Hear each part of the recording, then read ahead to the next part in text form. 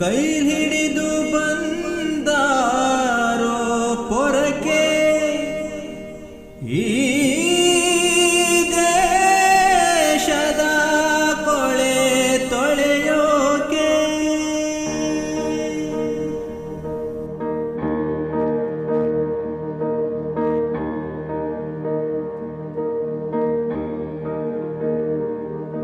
ನೀ ಆದರಿಸು ಬಾ ಗೌರವಿಸು ನಿನ್ನ ಸ್ವಾತ್ಸವ ಕಾಯೋ ಸೈನಿಕರ, ಇವರಿಲ್ಲದಿರೇ ನಿನ್ನ ಮನೆಯ ಅಂಗಳನಾಗುವುದು ನಿನ್ನ ನಗರ. ನೀ ಆದರಿಸು ಬಾ ಗೌರವಿಸು ನಿನ್ನ ಸ್ವಾತ್ಸವ ಕಾಯೋ ಸೈನಿಕರ, ಚಳಿ ಮಳೆಯನದೇ ಕರ್ತವ್ಯವ ಪಾಲಿಸೋ ಇವರಿಗೆ ಹಾಕು ಜೈಕಾರ.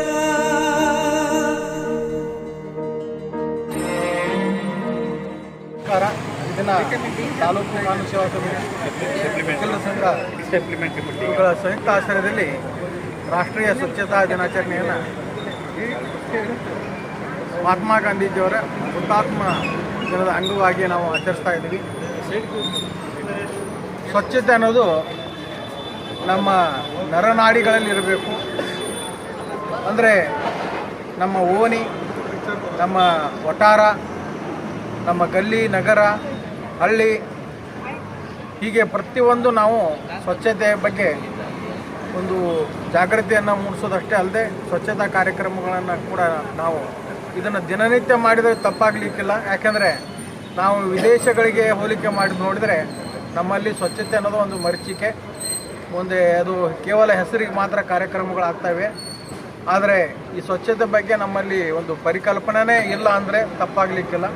ಯಾಕಂದರೆ ನಾವು ವಿದೇಶಗಳಲ್ಲಿ ನೋಡ್ತೀವಿ, ಉದಾಹರಣೆಗೆ ನೀವು ಒಂದು ಲಂಡನ್ ನಗರದಲ್ಲಿ ಒಂದು ಥೇಮ್ಸ್ ನದಿ ಅಂತ ಹರಿದಿದೆ, ಅಲ್ಲಿ ಎಷ್ಟು ಸ್ವಚ್ಛತೆ ಇದೆ ಅಂದರೆ ಅಲ್ಲಿ ಯಾವುದೇ ರೀತಿಯ ಒಂದು ಗಲೀಜು ನದಿಗೆ ಸೇರಲ್ಲ. ಆದರೆ ನಮ್ಮಲ್ಲಿ ಏನಿದೆ ಅಂದರೆ ಪ್ರತಿಯೊಂದು ಹಳ್ಳಿಯ ನಗರದ ಮೋರಿ ಕೆರೆಗೆ ಕನೆಕ್ಟ್ ಮಾಡಿರ್ತಾರೆ ಅಥವಾ ಹೊಳೆಗೆ ಕನೆಕ್ಟ್ ಮಾಡಿರ್ತಾರೆ. ಆ ನೀರು ಏನಾಗುತ್ತೆ, ಆ ಊರಿನ ಕೊಚ್ಚೆ ಎಲ್ಲ ಸೇರಿಕೊಂಡು ನದಿಗೆ ಹೋಗಿ ಅಲ್ಲಿ ಇರುವಂಥ ಒಂದು ಜಲಚರಗಳಿಗೆ ಮತ್ತು ಪ್ರಾಣಿ ಮತ್ತು ಪಕ್ಷಿ ಸಂಕುಲಕ್ಕೆ ಒಂದು ಹಾನಿಕಾರಕ ಅಷ್ಟೇ ಅಲ್ಲದೆ ನಾವು ಕುಡಿಯುವ ನೀರು ಕೂಡ ಒಂದು ಅಮೂಲ್ಯ, ಇದು ಮಲಿನವಾಗಿದೆ. ಮುಂದೆ ಬಾಟಲ್ ನೀರು ಕೊಂಡ್ಕೊಂಡು ಕುಡಿಯುವಂಥ ಪರಿಸ್ಥಿತಿಗೆ ನಾವು ಬಂದಿದ್ದೀವಿ. ನಾವು ನಮ್ಮ ಕೆರೆಗಳನ್ನು, ನದಿಯ ಮೂಲಗಳನ್ನು ಸ್ವಚ್ಛವಾಗಿರಿಸ್ಕೊಂಡ್ರೆ, ವಿಶೇಷವಾಗಿ ಈ ಪ್ಲಾಸ್ಟಿಕ್ದಂಥ ಒಂದು ಏನು ವಿನಾಶಕಾರಿ ವಸ್ತು ಭೂಮಿ ಮೇಲೆ ಬಂದಿದೆ, ಅದರಿಂದ ಭಾಳಷ್ಟು ಹಾಳಾಗ್ತಾ ಇದೆ. ಎಲ್ಲಿ ನೋಡಿದರೂ ಕೂಡ ಮೋರಿಗಳಲ್ಲಿ ಬರೇ ಪ್ಲಾಸ್ಟಿಕ್ ತುಂಬಿಕೊಂಡಿದೆ. ಇದನ್ನು ಸ್ವಚ್ಛತೆ ಕೆಲಸವನ್ನು ನಾವು ಮನೆಗೆ ಒಂದು ಮಾಡಿದರೆ ಮತ್ತು ಪ್ರತಿಯೊಬ್ಬರು ಕೂಡ ಅಂದರೆ ಸಾಮೂಹಿಕವಾಗಿ ಪ್ರತಿಯೊಬ್ಬರು ಕೂಡ ಈ ಸ್ವಚ್ಛತಾ ಕಾರ್ಯಕ್ರಮದಲ್ಲಿ ಭಾಗವಹಿಸಿದರೆ ಈ ಕಾರ್ಯಕ್ರಮ ಯಶಸ್ವಿ ಆಗುತ್ತೆ.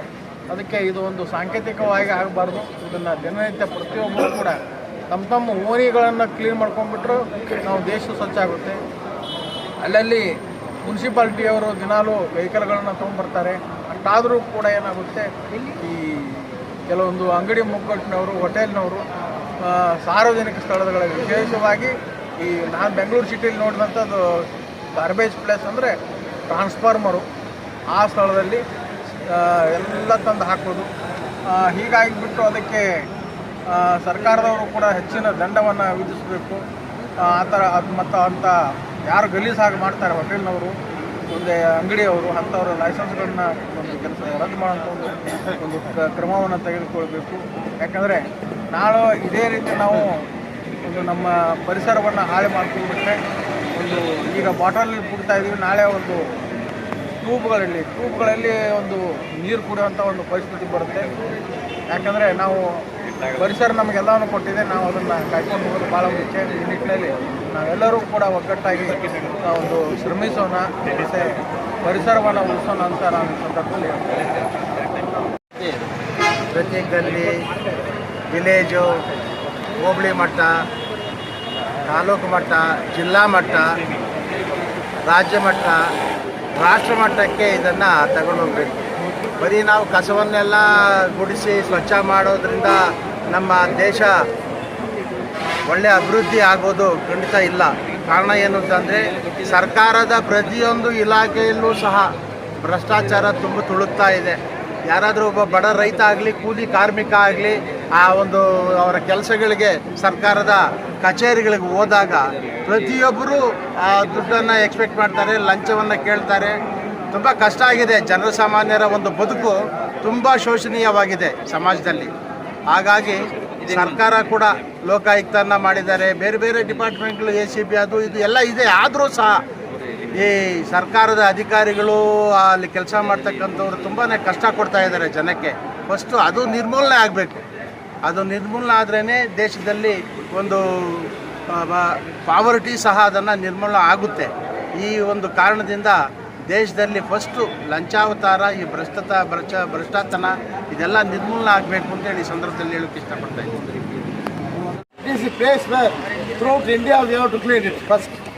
What Mahatma Gandhi told that sanitation is more important than independence.